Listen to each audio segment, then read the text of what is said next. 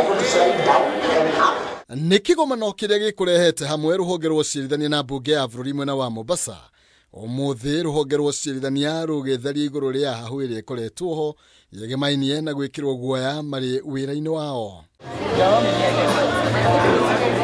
Mũcirithania mũnene Martha Koome agĩtĩtĩrithia atĩ ũrutithania wĩra wa rũhonge rwa ũcirithania na mbunge ya bũrũri gũtikoingĩrĩra wĩyathi wa rũhonge o ruothe, akiuga gĩikaro gĩkĩ ona nĩ gĩcerere kĩngĩathaganĩtio oro tene kumana na moritũ marĩa makoretwo ho gatagatĩ ka honge ici cierĩ.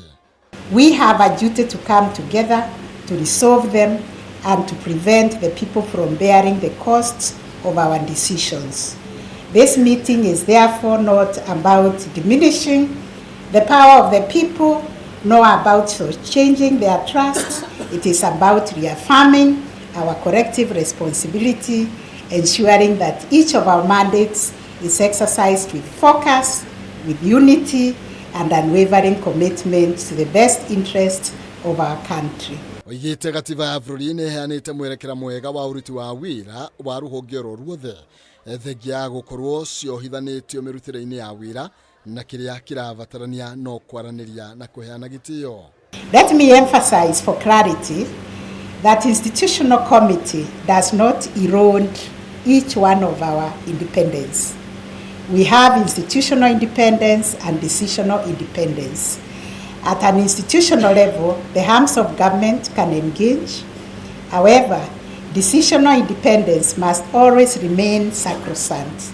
Therefore, institutional independence and dialogic engagement by the various branches of government are not contradictory but complementary.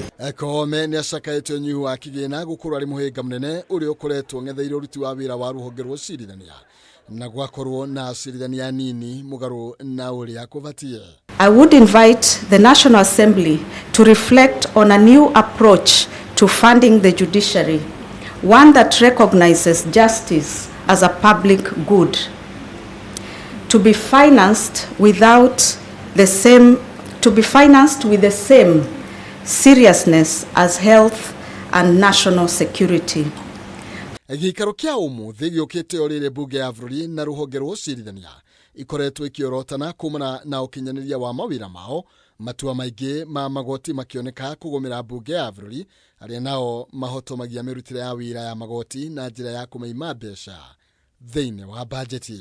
In the African tradition, stability is often symbolized by the three-legged stool, strongly only when all the three legs are firm. So too is our democracy. It stands on the strength of the three co-equal institutions, the executive, legislature, and the judiciary. And one leg is weakened, the entire stool collapses. Institutional independence and dialogic engagement by the various branches of government are not contradictory but complementary. Handũ-inĩ ha Kameme TV, njĩtagwo Maina, Kĩhumo.